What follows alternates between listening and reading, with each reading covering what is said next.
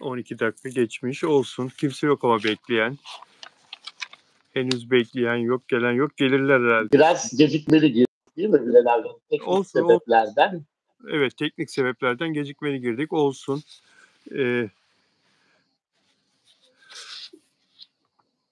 Ben şöyle Seninle canlı yayın yapmayı özledim. Bir hafta Canım, oldu. Geçti. ben de özledim. Canım benim. Evet, Arzu geldi. Yalı Çapkını Fan ilk geldi. Her zamanki gibi. Ve diğer arkadaşlar da. Ay Yıldız da geldi. Miki Evet. burada. Aşağıda da yazıları, mesajları görüyorum. Evet. Onur Akay'ı çok Herkese özlemiştik. sevgiler. Sevgili Onur Akay'ı çok özlemiştik. Bana soruyordunuz dostlar. Her gün soruyorlardı Onurcuğum. Onur Akay'la ne zaman canlı yayın yapacaksınız diye. İşte Onur Akay geldi Yunanistan'dan. Hoş geldin sevgili Onur. Hoş bulduk. Ben de çok mutlu oldum. Bir hafta ara verdik. Canlı yayın yapamadık. Gerçekten özlemişim sizi. Bilal Özcan TV izleyicilerine. Herkese sevgiler, saygılar. Böyle sıcak bir yaz akşamı diyelim değil mi? Akşam üzere. Evet. Çok sıcak Akçay. Akçay çok sıcak değil mi? Yunanistan'da Midilli Adası'ndaydın değil mi Onurcuğum? Evet, hemen buradan 45 dakika bizim Ayvalık Akçay arası 45 dakika karayoluyla oraya gittik. Oradan feribotla geçtik Bilal abicim. Feribot'ta da yakın zaten değil mi? Bir 40 dakika 45 Tabii dakika herhalde. 45 dakikada giderken 45-50 dakika gibi gelirken Anladım. Yediğin içtiğin senin olsun. orada araba kiralaması yapıldı. Araba kiraladınız. Geceleri çok eğlendiniz herhalde değil mi? Tavernalarda. Tabii çok güzeldi. Gündüzleri de oranın sahillerini gezdik. İşte bazı müzeleri, Taşlanmış Orman Müzesi vardı. Oraya gittik. Arkeoloji Müzesi'ne gittik. Kalesine gittik Midilli'nin. Manastırına gittik. Böyle birçok sahillerine de gittik. En güzeli de Kalloni sahiliydi Bilal abicim. Sahili, denizi, plajı çok güzel. Ne güzel. Türk ünlülerden kimseye rastladın mı Onur Akay Midilli'de gezerken? Hiç kimseye rastlamadım. Evet. Hatta Türk de rastlamadım. Almanya'da hemen rastlıyorum mesela. Almanya programlarında, konserlerinde olsun. Anında ama Yunanistan'da gittiğimiz belki otel veya sahillerden dolayı bilmiyorum rastlamadım. Anladım. Peki, Ama Türkçe bilen garsonlar vardı. Tabii zamanında çok giden gelen oluyor. O yüzden alışmışlar garsonlar. Onlar da bu tarafa geliyorlar. Değil mi? Pazarımıza geliyorlar. Ayvalık pazarına. Tabii. Zaten bizim Cunda Adası'na döndükten sonra da Cunda Adası'nda kaldık. Gece oradaydık. Oranın da papalina balığı meşhurdur. Evet. Ve orası da aynı Midilli gibi. Sanki Midilli'nin gittiğimiz bir sahili gibi. Renkler olsun, işte eğlencesi olsun, gece hayatı olsun. Çok artık iç içe girmiş böyle. Midilli'ye gidemeyen Cunda Adası'na da gitse Yunanistan'da gibi hissedebilir. Sen burada yokken Jennifer Lopez buradaydı. Yine burada ama sen yokken geldi. Biraz da erken geldi. Zaten Antalya'daydı. Aşağıda konserdeydi Akdeniz bölgesinde. Sonra yurt dışına çıktı. Evet. Yine bir konser yaptı yurt dışında. Ve yine geldi. Bu gece İstanbul'da sahneye çıkacak. Yenikapı'da zaten bir mağazada. Uluslararası marka bir mağazada. Güvenlik görevlisi onu tanımadı ve içeriye almadı. Ne diyorsun bu olayla ilgili olarak? Evet, yani dünya starı da olsa insanlar bir anda yakından günlük hayatta farklılar Bilal abicim. Televizyonda sahnede gördüğü gibi olmadığı için bir de yanında olabileceğini düşünemiyor insanlar. Çok dikkatli insanlar var ama inanılmaz yani şapkalarla gözlüklerle bile kapatsanız kendinizi arkadan görünce bile sizi tanıyabiliyor. Hiç yakından görmemiş, televizyonda görmüş ama o kadar dikkatli ki böyle sizi artık anlayabiliyor ama hiç anlayamayan insanlar da oluyor tabii. Oluyor değil mi? Şimdi Jennifer Lopez'in tabii şimdi 50 yaşını geçti artık. Yani o gençliğindeki gibi değil. Makyajsız hele dışarıdan Tabii, görünümü. Yani tabii. vücut hatları kalınlaşıyor filan. Bir de söylediğin gibi yani Jennifer Lopez'in karşına çıkacağı yani hiç ihtimal vermeyebilir insan. Kendi günlük problemleri kafasında o arada kim bilir ne kuruyor. Bir bakıyor birdenbire karşısında bir kadın ihtimal vermeyebilir. Yani Tabii. biraz eleştirildi güvenlik görevlisi. Ya Jennifer Lopez'i de tanırsın filan dendi ama tanımamak da olabilir aslında ya ilk sefer. Sonra Olabilir, olabilir. Tabii. sonra Çok kişi tanıyor. tanıyamayabilir. Sonra Ee, Yani bir anda anlayamayabilir. anlayabilir. Mesela ben bir gün, bir de başka isimler de söylüyor insanlar. Mesela arada Evet. Bir kopukluk oldu. Evet. Bir kopukluk oldu evet, Onur Akay. Evet. Yarım kaldı. Bilal abicim, arada bir ben yolda Evet. böyle geçerken yanımdan Yılmaz Morgül geçiyor diyenler oluyor yani. Hayda. Hiç benzerliği. Mesela Mine Koşan'la yürüyorduk. Zerrin Özel geçiyor diyenler oluyor ona. Böyle insanlar bir anda algılayamayabiliyor tabii. Evet. Ee, Evet. evet, E, bana felaket tellalı geçiyor diyen çok sayıda var tabii de. Ya senin öyle bir algın var. Yani bu yaptığın bir ara çok hastaneye yatan ünlüleri yazıyordun. Yine ara sıra çok ilginç haberler veriyorsun. Bugün bombayı patlattın. Şener Şen'le ilgili bir e, ilginç bir konuyu yazdın. Lütfen bahseder misin? Ne yazdığını sen anlat lütfen. Evet, Şener Şen çok usta oyuncumuz, efsane oyuncularımızdan Yeşilçam'ın. Bir de karakter oyunculuğunun en iyi örneklerinden bence.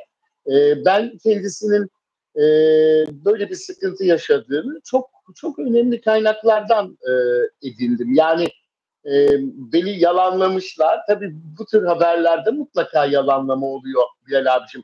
Alzheimer teşhisi konulmuş kendisine. Herhalde Alzheimer başlangıcıymış. E, Bugün tabii ben bunu yazdıktan sonra hem köşe yazımda yazdım hem sosyal medyada paylaştım.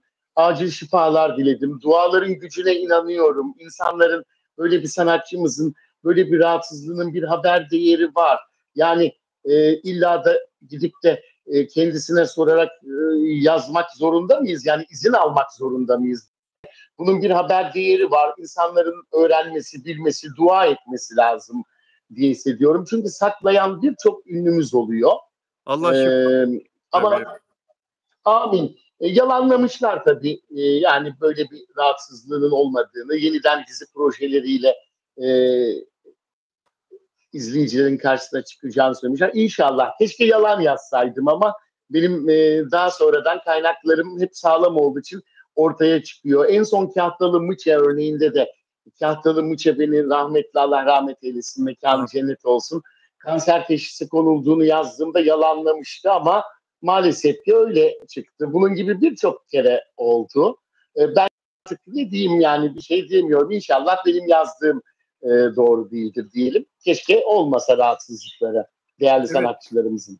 Evet Onur Akay sen bu haberlere ulaşabiliyorsun. Senin güzel bir haber ağın var. Haber kaynaklarının söyledikleri de hep doğru çıkıyor.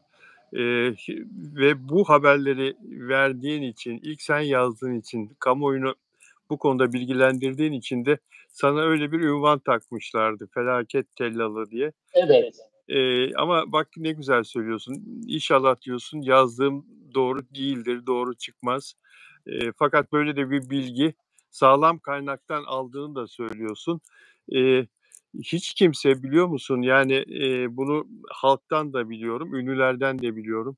Kendisiyle ilgili bir hastalık haberinin duyulmasını istemiyor. Bu yaratılışımızda olan bir şey, insanın doğasında olan bir şey.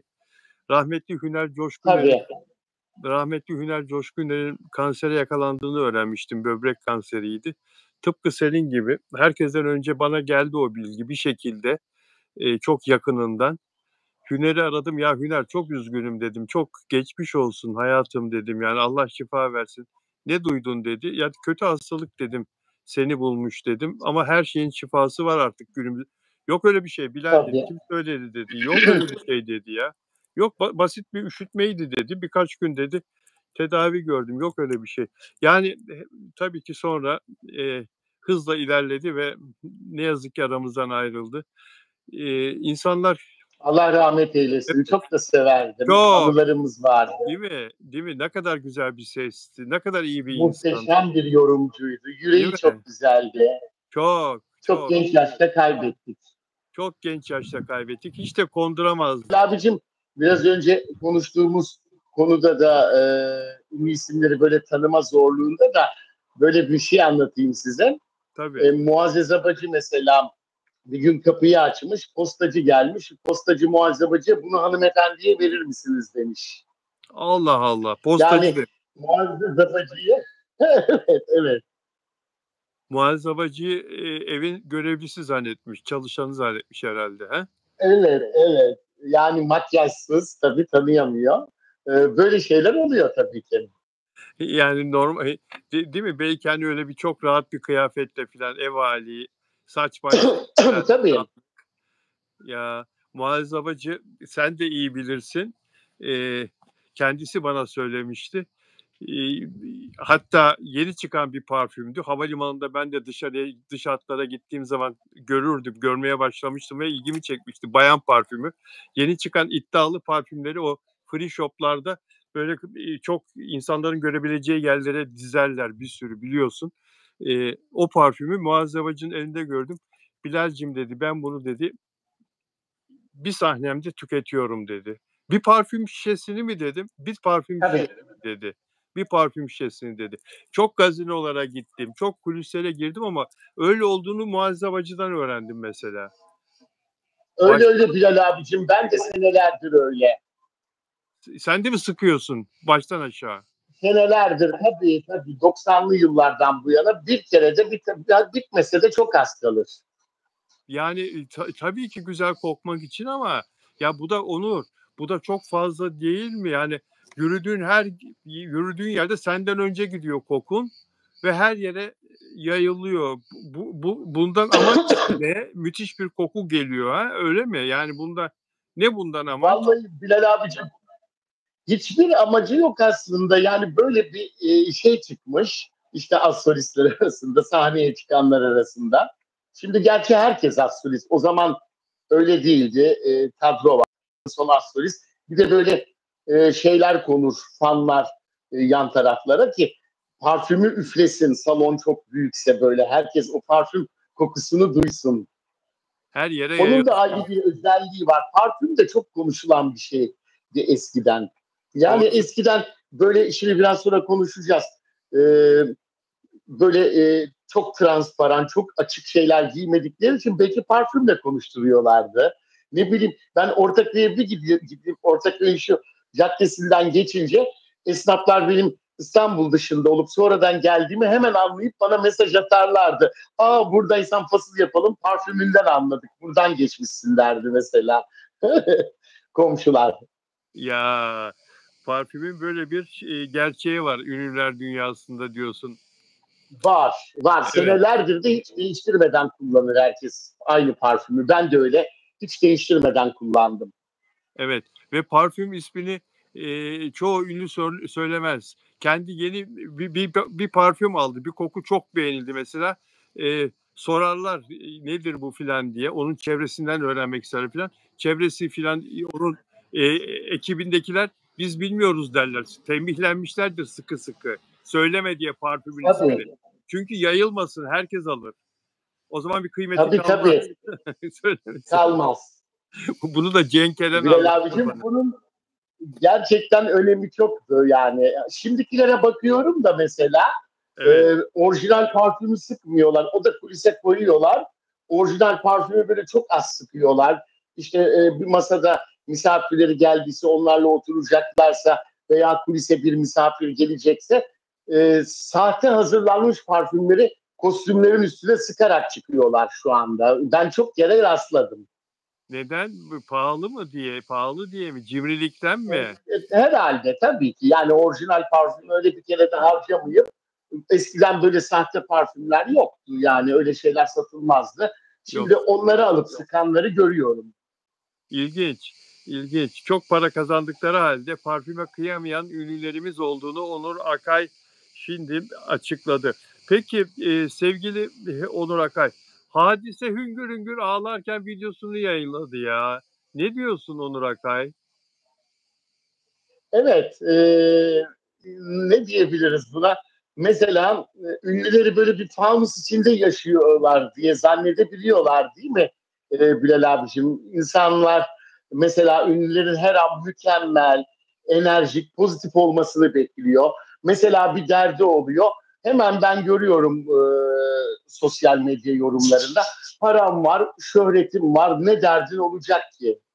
Şeklinde yorumlar.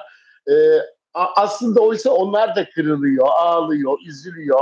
Yani sosyal medyanın acımasız eleştirileri, mesela şarkın eskisi gibi değil diyebiliyorlar. Niye bu kadar değiştin diyebiliyorlar. Artık sevmiyorum seni diyorlar, linçler yapılıyor, kostümleri üzerinden olsun. Bir noktada bence bu psikolojik bir yıkıma da yol açıyor. Onun için belki bu robot değiliz vurgusunu yaptı. Yani aslında bu birçok ünlünün bir çığlığı gibi bir şey bence Hadise'nin yaptığı bu insanlara tepki yani göstermesi bunun. Sevgili Onur Akay burada değişik bir yorum yaptı. Hadise'ye misyon yükledi. Hadise bu misyonu yüklenmiş daha doğrusu. Onur Akay'ın yorumuna göre yani ünlüler adına çığlığı Hadise attı. Evet onlar da insan sonuçta sevgili Onur Akay. Ünlüler de insan. Ama şimdi diyor ki takipçiler yorumlarda senin kendi işinin patronusun. Çok yorulduysan, yoruldum diye şikayet ediyor. Ben robot değilim diyor ya. Yorulduysan daha az çalış. Çok borcun mu var? Tatil yap, tatili daha çok yap diyorlar. Yani burada kendisi de tabii bu seçeneği isteyen de kendisi bir yerde. Ee, Yani o hep var olmak, şöhretini daha da yukarı taşıma arzusu biraz da onu bu kadar yoran öyle değil mi? Tabii çünkü hep mükemmel olmak zorunda bırakılıyor ünlü isimler. Yani e, aynen dediğin gibi işte şöhret aslında bu bir şöhretin bedeli. Bu Bedeli. ağlamak e, bedeli. Yani ünlülerin de hata yapma hakkı var. Ne bileyim ne diyeyim mesela insan gibi davransınlar bırakalım ama bence olmaz. Şöhretin bedeli herkes gibi davranamaz ünlü isimler. Mutlaka rol model olmak zorundalar. Ama tabii bu rol model olma baskısı da zaten işte bu sonuçlara yol açıyor, yoruyor demek ki. En çok da sosyal medyadan sonra böyle oldu. Daha önce bu kadar yakın değildi insanlar ünlü isimlere. Ulaşamazdı kolay kolay. Her şey bilinmezdi bu kadar. İşte basında ne çıktıysa onlar duyulurdu. Zaten çok fazla da magazin basını o kadar yaygın değildir. Sen bilirsin Bilal abicim. Dergiler, haftalık magazin dergileri nasıl ulaşacaklardı böyle mümkün değil. Zeki Müren'in kapısına giderlerdi. O yani kapının önü dolardı. Sanki böyle şimdi sosyal medyadaki şeyler gibi oraya beğeni bırakırlardı. Bir şeylerle beğenilerini sunarlardı. Evet. Yine de çok fazla ünlülerle ilgili çok fazla şeyi bilmiyor insanlar. Tamam sosyal medya evet haklısın çok bazı şeyleri ortaya çıkarıyor ama ünlüler yine de müthiş perdeliyorlar kendilerini. Müthiş maske takıyorlar. Bilinmesini istemediği konularda çok fazla bir şey öğrenemezsin. Bir kitap okuyorum şimdi Fenomen diye. E, Bana tanıtım için, reklam için gönderdiler. Kitabı okumalıyım ki tanıtımını ona göre yapayım diye sayfa sayfa okuyorum. Yarısına geldim. Aman Allah'ım, aman Allah'ım, neler, neler, ünlülerle ilgili. Yani ben bu işi yapıyorum yıllardır. İsim tabii ki gerçek değil ama yani söylenemeyecek bazı ilginçlikler. Yani evli insanla, evli kadınla rahatlıkla beraber olan başka bir kadın filan. Bir ünlü şarkıcı, erkek şarkıcı evliyken gidip bir başka ünlü bir fenomenle kaçamak yapabilmesi filan. Yani çok ilginç ve çok karmaşık hayatlar. Şimdi bunları tabii ki hiçbir zaman... Neler Bilal abicim, ben bile 30 senede neler gördüm neler. Onları söylesem herhalde yer yerinden sallanır. Yer yerinden sallanır. Tabii ki aynen öyle. Peki şimdi bu konudan çıkalım. Bu konunun sonu yok çünkü sevgili Onur Akay. Onur Akay demin ünlü oyuncu Şener Şen'in rahatsızlığını yazdığını söyledi ve bugün o konuda Şener Şen'in yakınlarından hayır öyle değil, Şener Şen'in bir rahatsızlığı yok diye bir açıklama geldiğini söyledi. Ben başka bir konuya geçtiğim için o konuda kendi fikrimi söyleyemedim. Dostlar, Onur Akay benim sadece arkadaşım değil, aynı zamanda takdir ettiğim de bir yazar. Pek çok gazeteci oturup bacak üstüne atıp keyif yaparken, işini yapmayı bir tarafa bırakıp tembellik yaparken Onur Akay son yıllarda son derece başarıyla habercilik yapmaktadır ve yaptığı her haberde %99 doğru çıkmaktadır. Bunun da altını çizeyim. Allah Şener Şen'e ve rahatsızlığı olan herkese şifa versin. Bunu da söylemiş olayım. Amin. Onur Akay, Burak Özçivit'le ilgili bir... Çok teşekkür ederim Bilal abi. Yok, rica ederim. Gerçek bu. Burak Özçivit'le ilgili bir ilginç haber vardı bugün. Kazakistan'da bir bebeğin ilk adımlarını atma törenine katılmış. İlk yürüme törenine katılmış. Öyle bir adet varmış orada. Ve $200.000 bu törene katıldığı için bir ücret ödenmiş ona. Yurt dışında ne kadar çok para kazanıyor. Tabii Türkiye'de de kazanıyor ama ne kadar çok seveni var değil mi Burak Özçivit'in?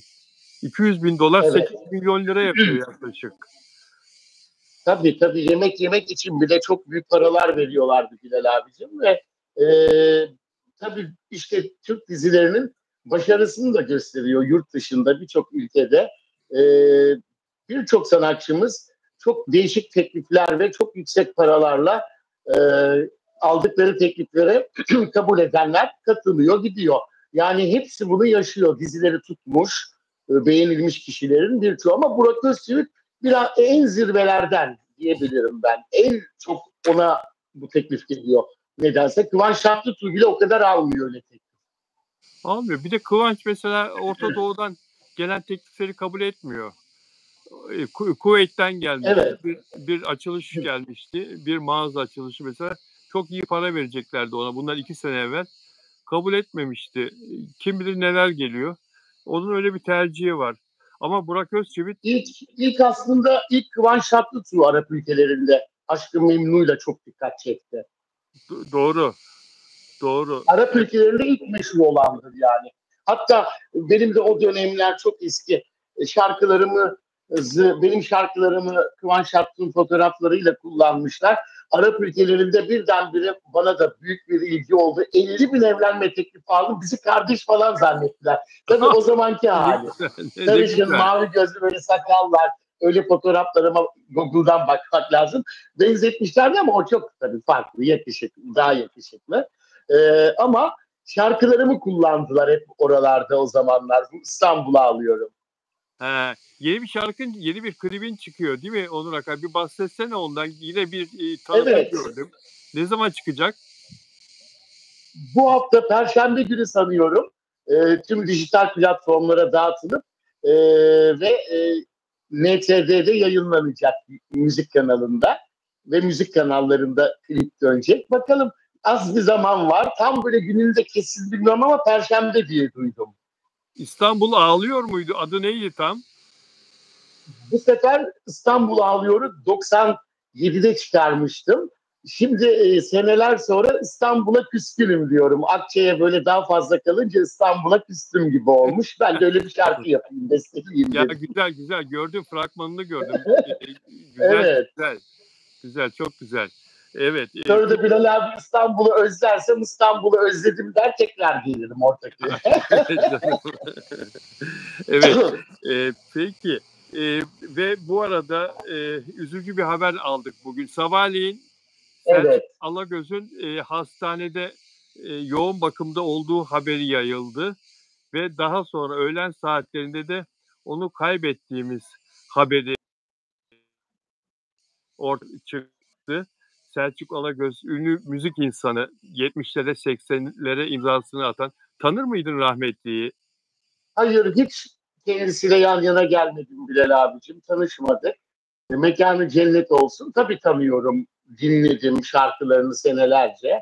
Evet. Ben Erol Büyükburç rahmetli. Onunla çok samimiydim.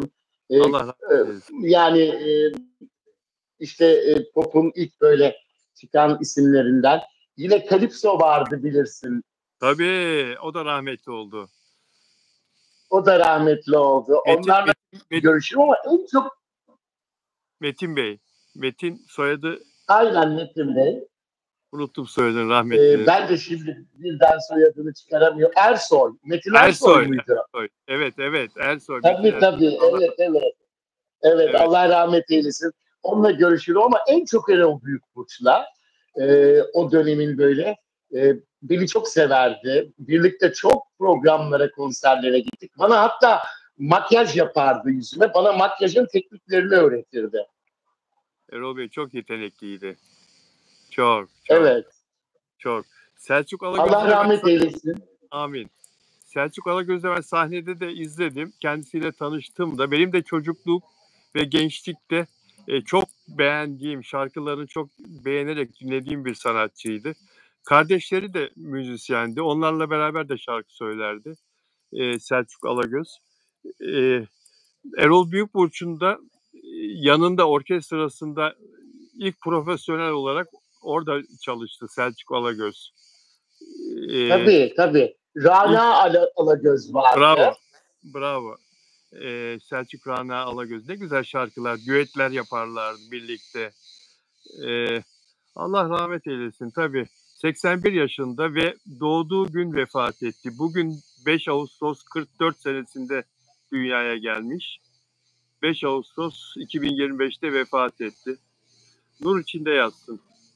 Amin. Mekanı cennet olsun. Hani Onur Akay, Sanatçılar aramızdan ayrılıyor ama ölümsüzler. Eserleriyle hep anılacaklar inşallah. aynen öyle. Onur Akay, sen çok iyi bilirsin.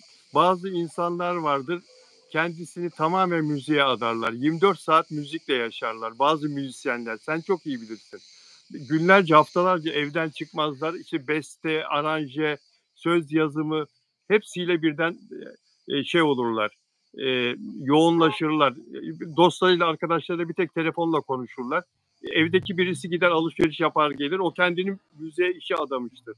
Selçuk Alagöz yıllarca öyle yaptı, biliyor musun? Bu kadar kendini müziğe vermiş bir insan. Ama hep başarı. Şeyi hatırlıyorum. Harbiye'de bir müzikal vardı. Çok meşhurdu bundan 40 sene evvel. Orada aşağı yukarı 20 sene turistlere müzik yaptı. Müzikolün işletmecisi haline geldi. Patron ona teslim etti her şeyiyle. Elmadağ'da çok da güzel bir yerdeydi. 80 dilde şarkı söylüyordu, biliyor musun? Ne kadar Kardeşiyle beraber. güzel. Evet, Zaten Bilal abicim, turist otobüsleri şehir turunda gece oraya gelirdi. Yani turistler biliyor programa müzik dinlemeye, Türk müziği, işte Orta Doğu müziği dinlemeye Selçuk Alagöz'ün programına gideceklerini biliyorlar. Otobüs, 2 otobüs, 3 otobüs oraya turist taşırdı. Böyle de bir kendini adamış bir insandı müziğe. Allah rahmet eylesin. Sözünü kestim, amin. pardon. Zaten olur mu Bilal abicim? Senin bir şimdi söylediğin öyle saatlerce çalışmak çok önemli. Günlerce hatta. Bana Evet. soruyorlar enstrümana nasıl virtüöz olabiliriz? Yerler oluyor genç müzisyenlerden. Ben söylüyorum vallahi, odanın kapısını kilitleyip camdan atacaksınız diyorum ve bütün gün enstrümanı çalacaksınız. O zaman virtüöz olursunuz diyorum. Yani böyle bir örnek veriyorum. çok önemli yani. Çalışmak gerekiyor. Müziğin sonu yok. Çok doğru söylüyorsun. Müziğin sonu yok. Canım benim. Sevgili Onur Akay'la konuşuyoruz. Yazılarınızı, yazdıklarınızı okumuyorum çocuklar, gençler. Biliyorum hep Afra Saraçoğlu ne Şimdi zaman konuşuyor. okuyalım. Sen Onurcuğum okuyabilir misin? Mutlaka. Tabii. Sana çok mesaj vardır.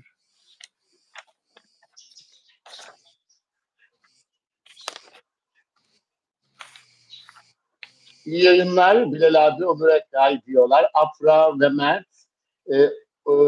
Biraz da hızlı gidiyor. Onur abi Yalı Çapkını'nı anlat lütfen diyorlar. Yani Afra ile Mert'e geçelim. Birazdan geçelim o zaman. Birazdan geçelim. Bir konu daha var. Onu da konuşalım.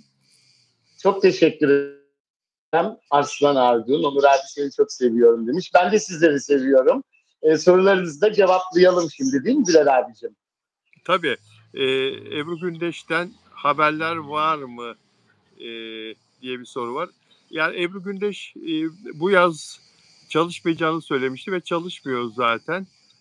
O eşiyle beraber son derece mutlu bir hayat sürüyor. Onur abi Yalı Çapkını, evet. Yalı Çapkını soruyorlar. Çerkezköy'den selamlar demiş. Serpil evet. Erikli, yanlış okumadıysam. Bilal abicim, ben de Çerkezköy'de, Trakya'da 5 sene 5 hafta rezerve dolu iş yapmıştım. Sahne almıştım. Çok özel bir mekanda, bir otelin. Evet. Bütün Trakya gelmişti. Beni Trakya tarafı da çok sever. Ben de Trakya'yı çok severim. Buradan sevgiler. Evet. Onur Akay'dan Trakya'daki izleyicilerimize sevgiler. Dilan Çiçek'le aldattı diyelim ama karşılıklıydı bu durum diye bir mesaj. Kimden bahsediyorsunuz? Mert Yazıcıoğlu'ndan mı? Yazıcıoğlu'ndan mı? Yazıcıoğlu'ndan. Sevgili Onur Akay, dün gece Demet Özdemir'in giydiği kıyafeti görmüşsündür mutlaka. Nasıl buldun transparan kıyafeti? Evet, artık özgüven patlaması var Demet Özdemir'de tabii ki. Güzel. Stilistler 2020'lerde iç çamaşırı dışarı trend olacak falan diyorlardı. Ben çok iyi hatırlıyorum okuduğum zaman dergilerde falan. Şimdi hiç iç çamaşırı yok trend oldu. Değil mi Bilal abicim? Aynen ya. Vallahi o trend oldu. Altta iç çamaşır yok, üstte iç çamaşır yok. Ne cesarettir değil mi? Evet, yani buna özgürlük diyenler de görüyorum yorumlarda falan ama bence bu pazarlama taktiği gibi geliyor. Yani dünyadaki starlar da zaten yapıyordu. Şimdi bizim Türk starlar da yapıyor. Ne diyorlar acaba? Vücutlarımız doğal, utanılacak bir şey yok mesajı mı? Nedir acaba Bilal abi? Ben öyle de değerlendiriyorum. Onca etkinlik var magazinde. Ne bileyim işte sahnelerde olsun ve etkinliklerde olsun. Daha böyle belki bu cesur imajını çekiştiriyor bu iç çamaşırı giymeyince. Medyanın da ilgisini garantiliyor. İşte ondan dolayı da tercih ediliyor olabilir. Dünya genelinde de bu böyle oluyor bu yıllarda. Evet ama mesela dünyada böyle çok büyük bir mesela New York'ta işte Met Gala var senede bir kere ya da Oscar ödül töreni var senede bir kere ya da Grammy ödül töreni var. Onların kırmızı halısında belki bir tane bir hanımı görebiliriz, belki de göremeyiz. İşte Cannes Film Festivali'nde kırmızı halıda böyle Demet Özdemir gibi giyinen belki bir tane görürüz. Yani olabiliyor tabii oralarda ama Demet niye Demet yani? Neden Demet? İyi bir yere geldi zaten. Yani bu reklama ihtiyacı var mı Onur? Demet zaten Hayır yok. kendini ispat etti. Zaten mesela bu oynadığı dizide 2,5-3 milyon liradan bahsediliyor haftada aldığı ücret. Şimdi daha da yükselecektir yeni sezonda. Zaten iyi kazanıyorsun. Özgüven patlaması sözün çok güzel ama yetmiyor mu ya Onur Akay? Yani bu geldiği yer yetmiyor mu acaba? Bilmiyorum ki. Mesela Yani... Bilal abicim erkek ünlülerin kıyafetlerinde iç çamaşırı detayı nadiren sorgulanıyor. Ama kadınların tercihlerinde hemen böyle yargılanınca acaba belki de Hadise, Demet, bayanlar bu çifte standarta meydan mı okuyor? Ne dersin bilmem ki erkek ünlülere. Zaman zaman Gülşen, zaman zaman Aleyna Tilki. Erkekleri karıştırma. Erkeklerin iç çamaşırı zaten yani o bambaşka bir olay. O belki Şimdi de erkekler de başladı transparan giymeye. Başladı Can Yaman ama Can Yaman zaten biraz yani değişik bir insan olduğu için Can Yaman bir iki öyle bir şey yaptı. Dolce Gabbana iç çamaşırıyla anlaşma yaptı firmayla.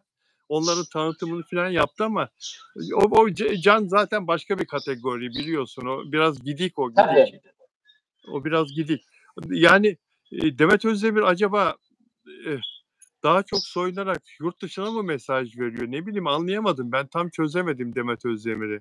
Zaten birçok ünlü ismin etrafı, şöhreti yöneten menajerleri işte ona bu konuda sürekli böyle telkin veren kişilerin aslında isteğiyle ünlü isimler de bu şekilde şeyler yapıyorlar. Gülşen'in ilk yıllarını Bilal abi ben çok iyi bilirim, böyle nasıl giyinir, kapalı, hanımefendi, sahnede dans etmeden böyle şarkılarını, bestelerini okuyan, sonra biliyorsun birilerinin verdiği önerilerle böyle star olunuyor denirdi. Gülşen de ona uydu mesela.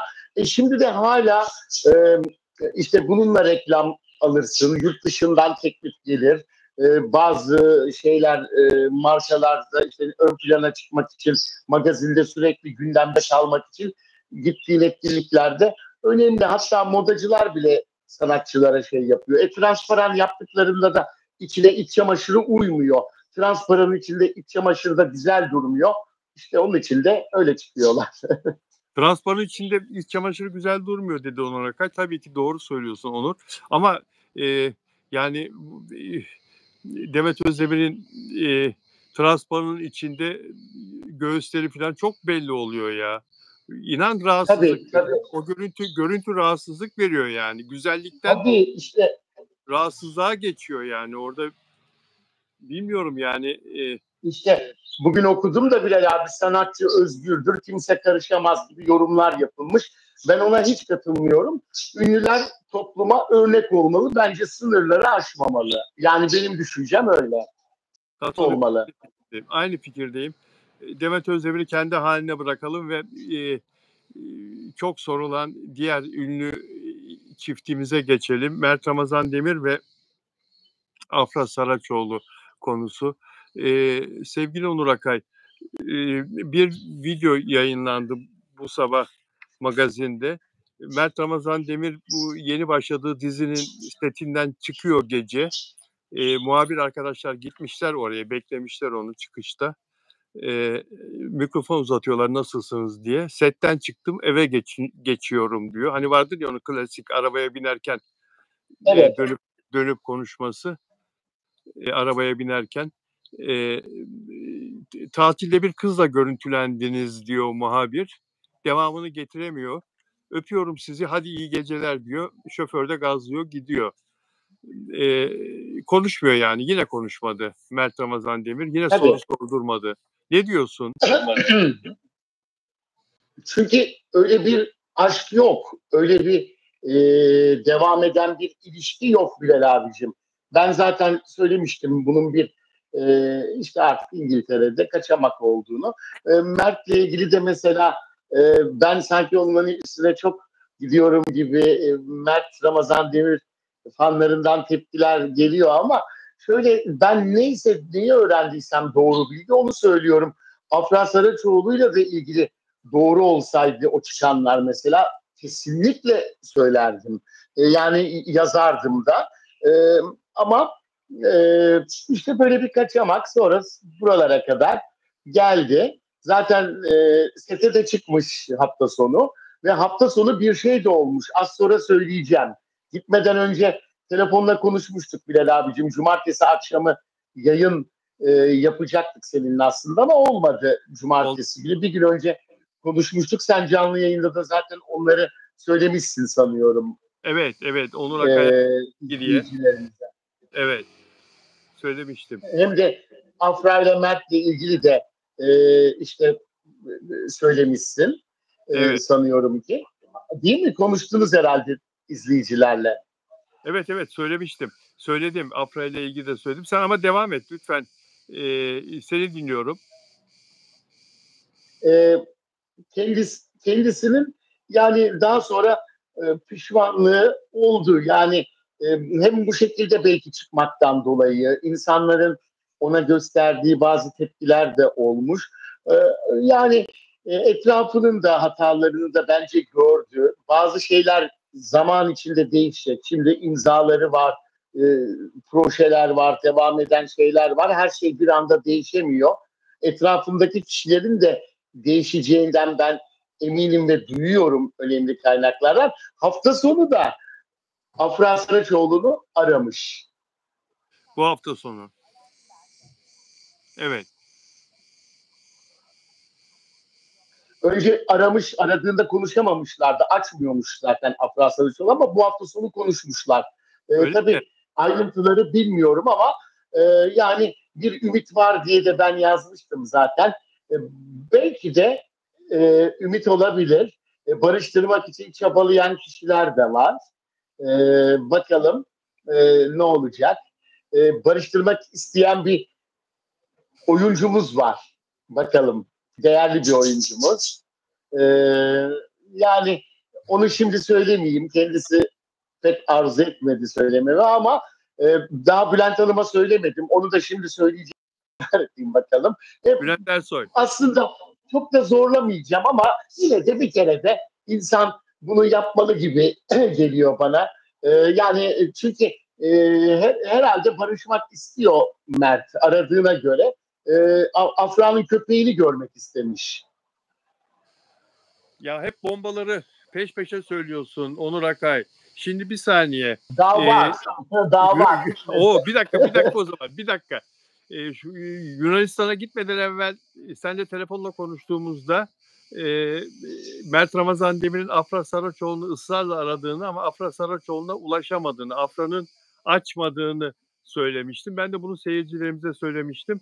İnsanlar biraz ümitlendi ama biraz da üzüldüler tabii. Yani ve Afra'ya da hak verdiler. Şimdi de en son gelişmeyi söyledin ve dedin ki Mert Ramazan Demir Afra Saraçoğlu'nu aradı, aramaya devam etti ve ulaştı, konuştular dedin. Bu da çok iyi bir gelişme. Ve Bülent Ersoy'un da arabulucu olmak istediğini, öyle mi? Doğru mu anladım? Bülent Hanım değil, şu anda daha devreye girmedi. Bülent Hanım'a daha öyle bir şey söylemedim. Girer mi girmez mi bilmiyorum ama onları seviyor. Ama bir oyuncu devrede. Bir oyuncu devrede. Usta oyunculardan. Bir barıştırmak istiyor. Usta oyunculardan hem Nasıl pardon? Ünlü oyunculardan mı dedin? Usta oyuncularımızdan, çok ünlü usta oyuncularımızdan biri. Aman çok güzel haber bu. Hadi inşallah ya. Hadi inşallah ya. Yani Mert de aradığına göre Mert de o ismi de belki veririm daha sonra. Bir şeyler böyle gelişmeler olursa falan belki şu anda pek vermememi arzu etti de kaynak bunu vermiyor. İsim vermeni istemiyor. İsim vermeni istemiyor. Evet, çünkü çok az kişi bunu biliyormuş. Anlaşılacaktır söylersem. Ama usta bir oyuncu diyeyim. İkisinin de sevdiği bir oyuncu. Öyle diyelim şimdilik. İnşallah barışsınlar gençler. Birbirlerini de zaten çok sevmişlerdi. Hala da ben sevginin bittiğini sanmıyorum. Köpekleri bile görmek istiyorlar, düşünün yani. O kadar çok birlikte yaşadılar, vakit geçirdiler ki köpeğini özlemiş. Herhalde Afra da onun Mert'in köpeğini özlemiştir. İkisi de zaten düşkün şeylere, köpüşlere. Çok doğru. Enteresan bir gelişme. Bu söyleme ne olur. O oyuncunun kim olduğunu hiç kimseye hiçbir yerde söylemek, çünkü linçlerler oyuncuyu. Antiler. Tabii. Bana da söylediler zaten. Evet. Evet. Aman o kadar çok onlara nazar değdiren var ki. O kadar çok var ki. Evet. İkisi de aslında yüreği güzel, çok iyi, tatlı, başarılı oyuncularımız. Ben hiçbir zaman Mert'e karşı öyle bir şey düşünmedim. Bir de Onur Akay medyada mesela yazılan şeyleri ben yazmıyorum. Mesela hemen bana karşı bir sürü mesajlar geliyor. Editörler yazıyor. Normal günlük haberler onlar. Ben sadece köşe yazısı yazıyorum. Bir de böyle canlı yayınlarda anlatıyorum. Benim köşe yazımın dışındaki haberler bana ait değil yani. Onu günlük haberlerden, editörlerin yaptığı haberler. Hepsine gün içinde bakamayabilirim ben. Nasıl bakayım Bilal abi? Kolay değil hepsini tek tek denetlemek. Çok doğru söylüyorsun ama köşe yazılarında çok güzel oluyor ve çok okunuyor. Onur Akay'ın köşe yazıları magazinin içinde çok güçlü, kalemiyle kendini hemen belli ediyor zaten değerli izleyenler. Onurcuğum, şimdi Afra Saraçoğlu, Mert Ramazan Demir inşallah barışırlar. Bu konuda daha başka böyle hani bilip de söylemediğin bir gelişme var mı? Daha böyle hani Var. Var Bilal abicim. Şöyle mesela nasıl anlatayım sana? Sen demişsin ya Afra Saraçoğlu'nun telefonu engellememesi bile bir ümittir demişsin. doğru. Tabii telefonu açması şimdi daha da ümit var. Ben de zaten senin o videonu paylaşırken ümit var yazmıştım. Onu silmemin sebebi de telefon çıktı. Niye sildim diye de bir sürü mesajlar gelmiş. Telif hakkı nedeniyle kaldırdık onu. Biraz uzun tutmuş editör keserken sanıyorum. Onun belli bir süresi varmış YouTube videolarının. YouTube O şekilde. Yoksa diğer videolarımızın hepsi duruyor. Bazen de çok kötü mesajlar, inanılmaz yorumlar yapılıyor. Onun için kaldırmak zorunda kalıyorum. Yani kaldırınca da hemen o haber öyle değil miydi de kaldırdı falan değil yani. Bazen mecbur kalabiliyoruz. Tabii şöyle bir şey, aileler bile hala görüşüyor diyebilirim. Kesin yani benim kaynağımı biliyorsun Bilal abi. Hem Mert'in hem Afra'nın ailesi bile onları barıştırmanın böyle şekarelerini arıyorlar. İşte bu kadar benim bu haftaki bilgilerim. Evet. Harikasın Onur Akay. Sevgili Onur Akay, çok teşekkür ediyorum. Bugün yayınıma katıldığın için 50 dakikaya ulaştık. 50 dakikaya ulaştık. Onur Akay'la her yayınımızda rekor kırıyoruz. Teşekkür ederiz katılımınız için. Lütfen beğen sayısını da artıralım. Beğenmeyen çok arkadaş olduğunu görüyorum buradan. Lütfen yayınlarımıza beğenerek daha çok katkıda bulunabilirsiniz. Abone olmayan arkadaşların da abone olmasını rica ediyorum. Bize abone olmadan izleyen arkadaşlar da oluyor. Lütfen beğen yapın ki motivasyonumuz daha çok artsın. Sevgili Onur Akay, iyi ki varsın. İyi ki... Sen de Bilal abicim. Yani seninle bu magazin yorumlamak, sohbet etmek çok güzel. Magazin candır. En doğru kaynak Bilal Özcan'dır. Böyle diyeyim, ne diyeyim? Bilal abicim, seni çok seviyorum. Bütün takipçilerine sevgilerimi gönderiyorum. Güzel bir akşam geçirmelerini gönülden temenni ediyorum. Yeni bilgiler olunca da canlı yayınlarımızda bahsedeceğiz hepsini. Zaman zaman yazılarımda da bahsediyorum ama burada konuşmak daha da keyifli seyircinin karşısında. Çok teşekkür ediyorum herkese güzel mesajları ve güzel duygu ve düşünceleri için. Evet, çok teşekkür ederim tekrar Onurcuğum. Görüşmek üzere inşallah. Sağ ol. Sevgilerimle. Sağ ol, bir mukabele. Değerli izleyenler, gördüğünüz işte değerli sanatçı ve yazar arkadaşımız Onur Akay'la yine güzel bir canlı yayın gerçekleştirdik. İyi ki varsınız sizler de. İyi akşamlar hepinize.